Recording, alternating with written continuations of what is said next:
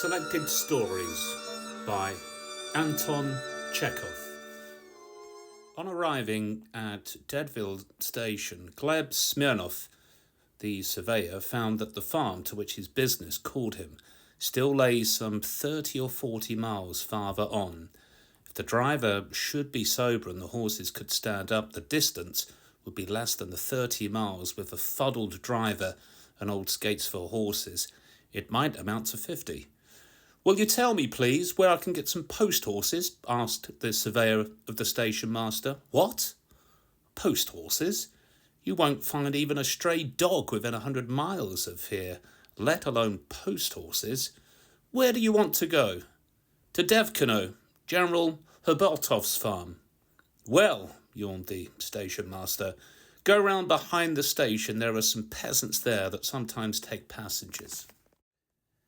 The surveyor sighed and betook himself wearily to the back of the station. There, after a long search and much disputing and agitating, he at least secured a huge, lusty peasant, surly, pockmarked, wearing a ragged coat of grey cloth and straw shoes. "What a devil of a wagon you have," grumbled the surveyor, climbing in. "I can't tell which is the front and which is the back." "Can't you? The horse's tail is in front, and where your honour sits is the back." The pony was young but gaunt, with sprawling legs and ragged ears. When the driver stood up and beat it with its rope whip, it only shook its head. When he rated it soundly and beat it a second time, the wagon groaned and shuddered, as if in a fever. At the third stroke, the wagon rocked, and at the fourth, moved slowly away.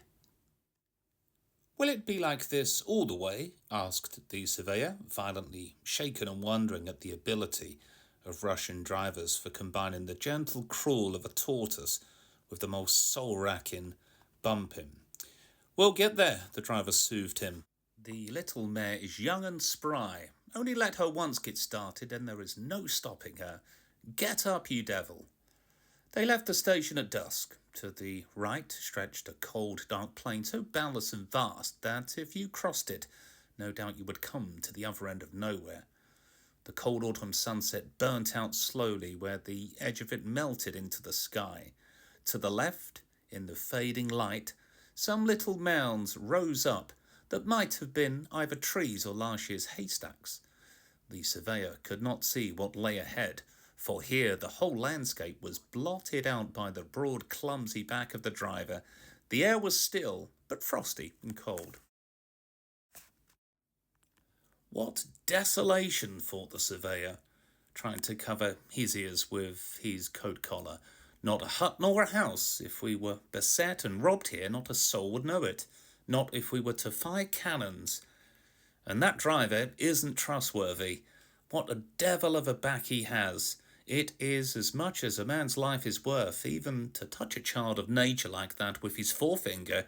He has an ill-looking snout, like a wild animal. Look here, friend," asked the surveyor. "What's your name?" "My name? Klim." "Well, Klim, how is it about here? Not dangerous? No one plays any pranks, do they?" "Oh, Lord preserve us, no. Who would there be to play pranks?" "That's right, but in any case I have 3 revolvers here," the surveyor lied. "And you know it's a bad plane to joke with a revolver. 1 revolver is a match for 10 robbers." Night fell. Suddenly the wagon creaked, groaned, trembled, and turned to the left as if against its will. "Where is he taking me now?" thought the surveyor. He was going straight ahead, and now he has suddenly turned to the left. "I'm afraid the scoundrel is carrying me off to some lonely thicket, and things have been known to happen. Listen," he said to the driver. "So you say there is no danger here. Well, that's a pity. I love a good fight with robbers. I am small and sickly to look at, but I have the strength of an ox. 3 robbers attacked me once, and what do you think? I shook one of them so that, well, it killed him. The other 2 I had sent to hard labour in Siberia. I can't think where all of my strength comes from. I could take a big rascal like you in one hand and skin him." Klim looked round at the surveyor, blinked all over his face, and dealt his pony a blow. "Yes, my friend," continued the surveyor, Heaven help the robber that falls into my hands. Not only would he be left without arms or legs, but he would have to answer for his crimes in court, where all the judges and lawyers are friends of mine. I am a government official, and a very important one.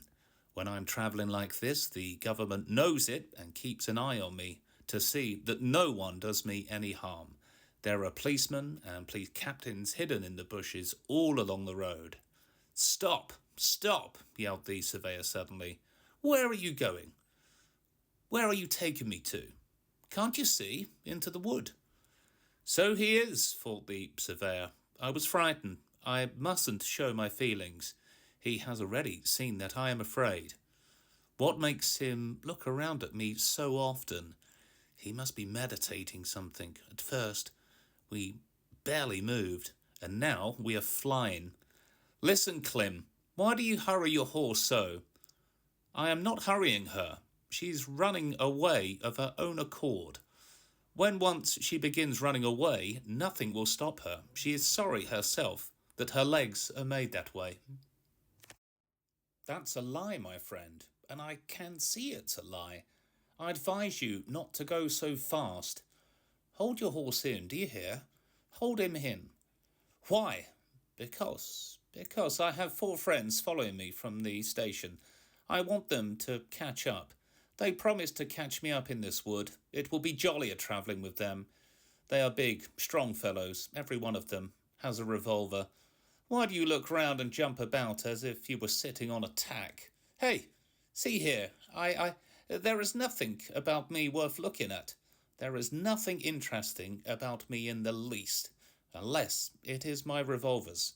Here, if you want to see them, I'll take them out and show them to you. Let me get them. The surveyor pretended to be searching in his pockets, and at that moment something happened which not even his worst fears had led him to inspect. Clem suddenly threw himself out of the wagon and ran off on all 4s through the forest. "Help!" he shouted. "Help! Take my horse, take my wagon, accursed one. Only spare me my soul. Help!"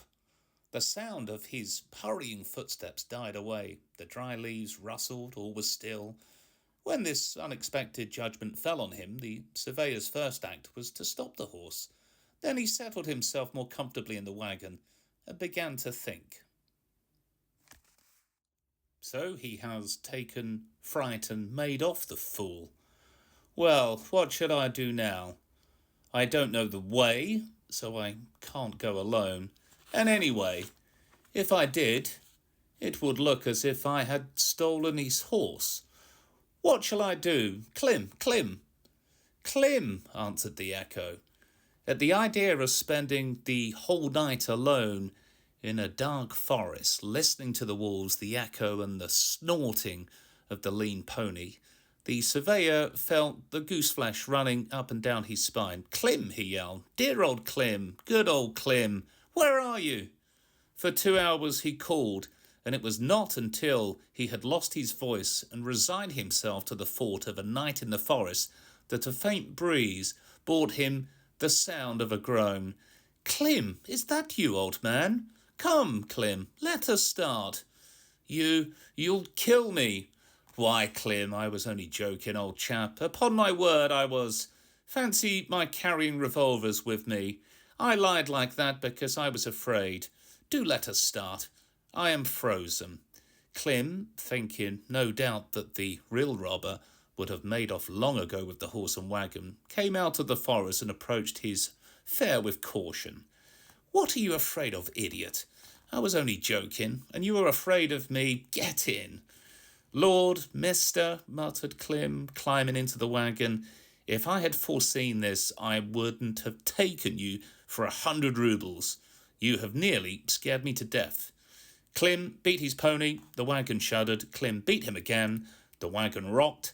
At the 4th stroke, as the wagon moved slowly away, the surveyor pulled his coat collar over his ears and abandoned himself to meditation. Neither Clem nor the road seemed dangerous now.